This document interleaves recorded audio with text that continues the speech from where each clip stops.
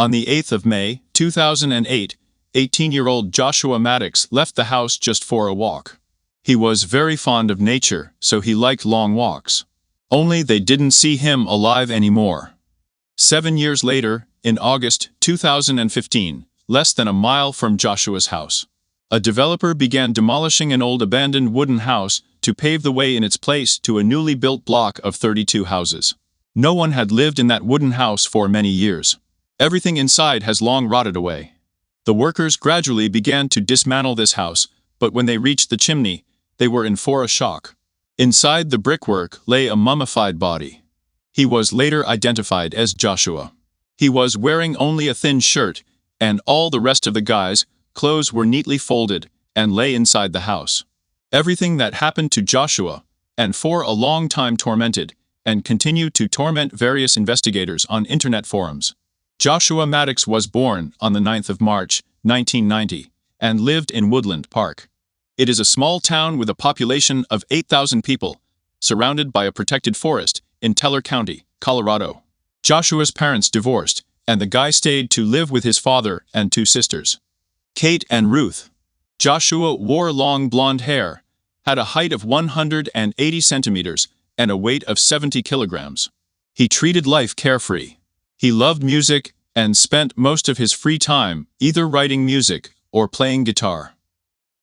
I studied well at school. I didn't cause any problems. 2 years before his disappearance on June 1, 2000, just a week before graduation, his older brother, 18-year-old Zachary, committed suicide after a rather prolonged depression. Then the father said, 2 years ago, I buried his older brother. It was a very serious blow for him. It was a serious shock, both for the family in general and for Joshua in particular. He loved his older brother very much. Despite this, Joshua coped with grief and continued to live happily and carefree until the 2008 year.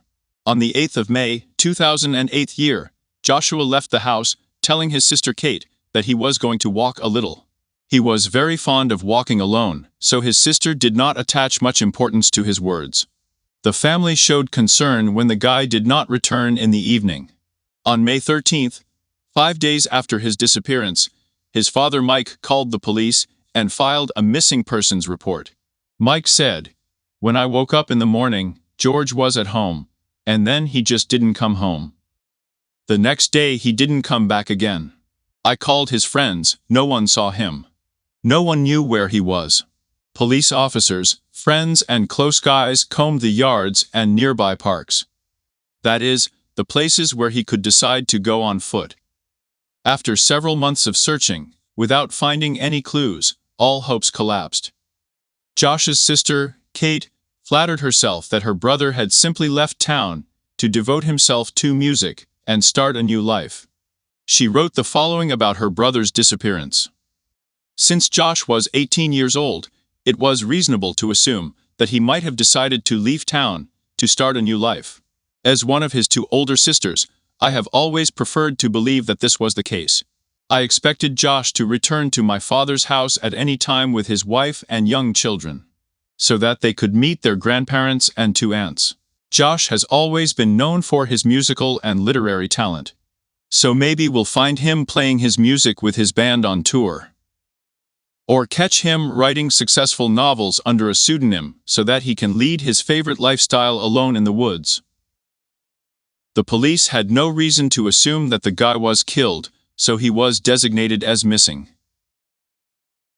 In 2015, 80-year-old Chuck Murphy, a builder from Colorado Springs, began demolishing an old wooden house on Meadow Larklane Street.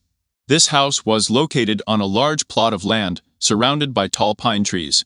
Chuck bought this house back in the 50s. Previously, since the 30s, there was an infamous bar-diner gambling establishment called the Thunderhead Ranch. It was owned by a man named Barkström, whom everyone knew by the nickname Big Bert. He moved to America from Sweden in 1912, and after the end of Prohibition, immediately founded drinking establishments. He also used the ranch to organize illegal gambling and prostitution, for which he was eventually arrested by the FBI. At a subsequent trial, the jury refused to find him guilty. Until 2005 year, Chuck's brother lived in the house. Subsequently, he moved, they began to put things here, and then they completely abandoned him. The house was not used for 10 years and fell into disrepair. Chuck, its new owner, decided to demolish it in August of the 2015 year and build a road in its place. On the 7th of August, the dismantling work began. The workers went inside and felt a strong stench. But they blamed everything on wild animals, of which there were plenty in the nearby forest. When workers dismantled one of the 2 chimneys in the house, Chuck made a terrible discovery inside the chimney. Was the body of a young man crouched in the fetal position so that his legs were located above his head. The man called the police.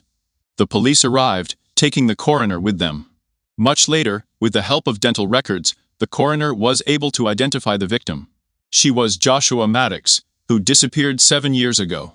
The Maddux family was shocked by the news of the discovery of Josh's body. His sister Kate said, "The situation doesn't make any sense at all. We really expected that he was still alive and not so far away from us. But now the only thing we can assume is that he was an 18-year-old guy who for some reason decided to check out an abandoned house. And there was an accident. This cabin was only 2 blocks from the Maddux house." During the search for Joshua, the house was also examined. There was no sign of anyone inside. And especially since someone is inside the chimney. Even Chuck Murphy, the owner of this property, was rarely there. However, when he did visit this house, he also did not notice any oddities. Because the house itself stood in the center of a large plot of land, surrounded by tall pine trees, about 50 feet from the road. The police assumed that in the absence of other houses nearby, even if George had called for help, no one would have heard him. The coroner of Teller Elborn County conducted an autopsy and found no traces of drugs in the body. The hard tissues showed no signs of damage. There were no broken bones, no knife marks. There were no bullet holes either. There are no answers to a number of questions yet. It's all very confusing. This death was not instantaneous. How he died is anyone's guess, but we know he didn't starve to death because it takes many weeks. We can assume dehydration, death firm, which can occur within a few days. And there is also one more thing, hypothermia, which can occur within a couple of days. We have no evidence to say which of these came first. On September 28, 2015, Bourne delivered a verdict. An accident. He assumed that Josh had climbed into the chimney, where he got stuck in the brickwork. Bourne stated that the position of Joshua's body did not raise suspicions that someone dragged him there forcibly. He concluded that hypothermia was the most likely cause of death, since between the 8th and 10th of May, 2008, the air temperature dropped to -8 degrees Celsius. Many local residents, including members of Joshua's family, questioned the coroner's report. Chuck questioned the conclusions about the accident because the chimney was built 20 years before and during its construction. A thin wire mesh was hung inside to prevent animals and garbage from entering the chimney. Murphy said, "It was a heavy wire grate. Wire mesh. I installed it across the chimney, approximately at the level of the first row of bricks from above. We didn't want raccoons to get into the chimney." Bourne was of the opinion that the grill could have rusted or corroded, and further stated, "No one saw a metal mesh. We haven't seen her in any of our photos. Maybe she wasn't there at all." Murphy replied that during the demolition, all the metal structures in the house were removed and sent for scrap, which explains why the coroner could not clearly find the grid. She was simply no longer in the chimney. The workers just took off all the steel, corners and stuff, Murphy said. They had no idea that the grid had any meaning. Having conceded to Murphy, Coroner Bourne reopened the case 3 days after the initial conclusion. During the initial autopsy, it wasn't just the lack of a grate that raised questions. For example, a large wooden breakfast bar, torn from the wall in the kitchen, and dragged inside the house to block the chimney, aroused additional suspicions. If the bar counter was torn off the wall, then who did it and why? Joshua's body was also found in the fetal position with his legs above his head. To be in this position, he had to first enter the chimney head. This was a rather unusual position, and Bourne had previously remarked that, in his opinion, it would have taken two people to position him in this way. What was even stranger was that when Joshua's body was discovered, he was wearing only a thin thermal shirt, and his clothes were found elsewhere in the house, rolled up next to the fireplace. Bourne said so. We don't know why he undressed, took off his shoes and socks. Why did he go outside, climb on the roof, and go down the chimney? It's just unusual. The revised autopsy report states that the cause of death was an accident murder or unidentified causes. Bourne said, "We have come up with the most plausible explanation, and it does not change. We still believe it was an accident. He really went down the chimney. This is our conclusion." Chuck Murphy said, "There's no way this guy could have got into the chimney with this steel grate. He didn't go down the chimney." Chuck remained convinced that Joshua's death was not an accident. Murphy said it was ridiculous to think that the teenager stripped down to one shirt, climbed onto the roof, and then into the chimney, and slid down, knowing that he would be trapped. The police received several anonymous phone calls. During these calls, the names of suspects and possible traces for solving the case were heard.